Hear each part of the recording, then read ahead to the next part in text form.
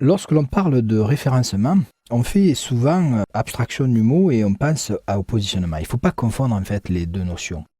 Le référencement, ça veut dire faire partie de la base de données d'un des moteurs de recherche. Être positionné, c'est sortir lorsqu'on invoque cet enregistrement. Donc, par exemple, ici, j'ai un article de Puce et Médias qui s'appelle « Aperçu rapide des possibilités d'Acrobat ». Et si je viens ici et que je tape « Aperçu rapide des possibilités d'Acrobat », j'invoque Google et je lui demande et je m'aperçois que la page ne sort pas. Et si je viens dans la deuxième page, voire la troisième page, je ne sors toujours pas. Donc, est-ce que ça veut dire que le site n'est pas référencé? Pas du tout. Non, le site, lui, est référencé. Comment le savoir? Vous tapez simplement site et le nom du site, puce-et-média, et Google va vous dire le nombre de pages qu'il a recensé, qu'il a référencé. Donc, il a référencé 421 pages, vous voyez ici. Donc, le site de Puce et Média est bien référencé chez Google. Par contre, la page en question, la page demandée ici, n'est pas positionnée, le résultat n'est pas positionné.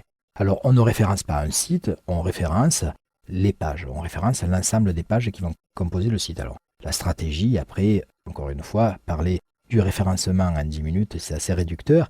On ne peut pas parler des pages d'atterrissage et des stratégies qu'on va pouvoir mettre en place pour pouvoir glaner du taux de visite depuis les moteurs de recherche, tout en restant, entre guillemets, non frauduleux, donc en respectant les règles imposées par les moteurs de recherche. Alors, ici, j'ai trouvé une image d'illustration qui peut bien faire ressentir la différence entre le positionnement et le référencement.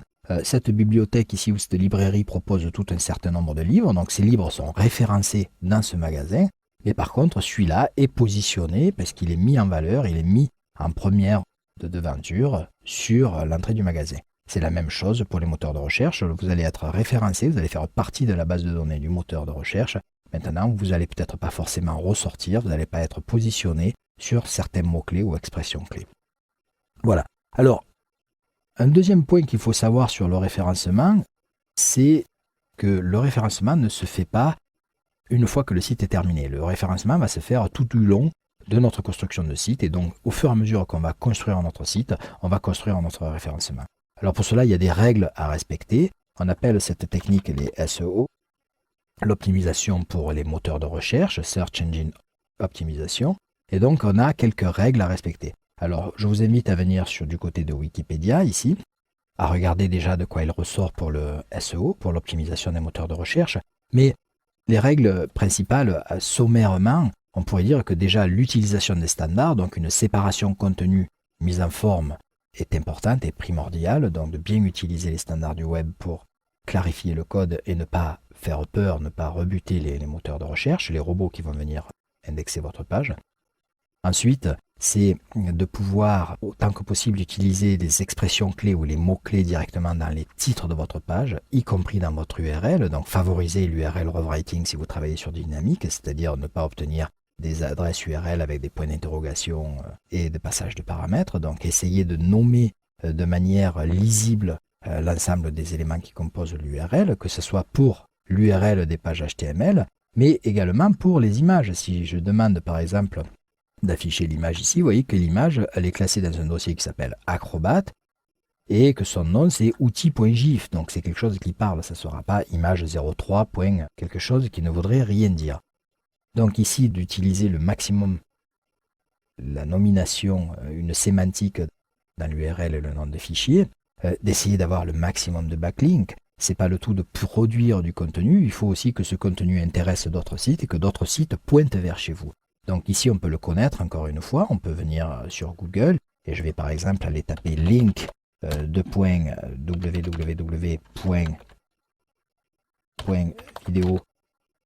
majuscule .video2brain.com et là, si je lui demande, on me dit qu'il y a 77 pages, 77 sites qui parlent de Video2Brain et donc qui pointent vers Video2Brain. Alors certaines personnes vont essayer d'avoir 2, 3, 4, 5 000 pages qui pointent vers son site. En fait, ce qui compte, c'est la qualité des backlinks. C'est pas trop le nombre, c'est plutôt la qualité, c'est pas la quantité. Il existe ce qu'on appelle des fermes de liens, etc., qui peuvent être extrêmement polluantes et qui n'apporteront aucun trafic intéressant et même qui peuvent vous nuire. Donc il vaut mieux bien trier les backlinks, c'est-à-dire les liens entrants que vous avez, les liens qui vont pointer vers votre site, plutôt que d'en avoir une grande quantité. Ne négligez pas non plus les liens internes, donc n'hésitez surtout pas à faire des liens entre les pages de vos sites, parce que ça va favoriser une navigation transversale, et les robots aiment bien ça, parce que la verticalité des menus n'est pas forcément optimale sur une navigation par menu.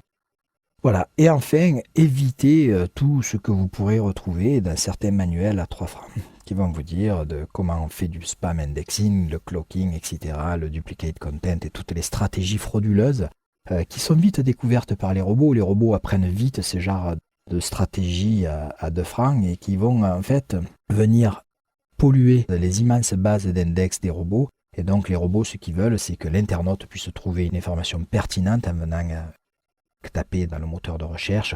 Et donc tout ce qui va être mis en place pour vous donner des trucs et astuces pour pouvoir optimiser votre référencement, faites-y grandement attention. Essayez d'utiliser les guidelines qui sont donnés par les moteurs de recherche eux-mêmes et travaillez propre, travaillez dans le bon sens en fait, et vous verrez que votre référencement sera optimal.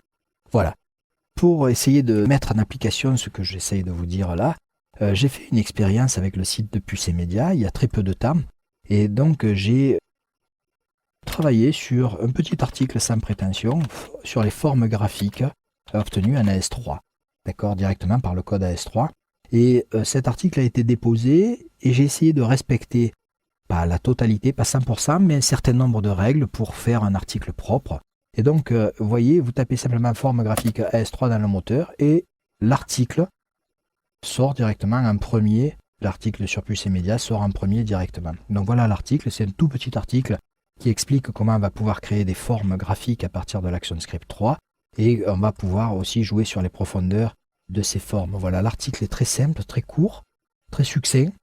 Par contre, il a été écrit en respectant tout un certain nombre de règles avec des backlinks sortants, des backlinks entrants, le titre directement dans la partie H1, dans la partie vraiment réservée à ce titre-là.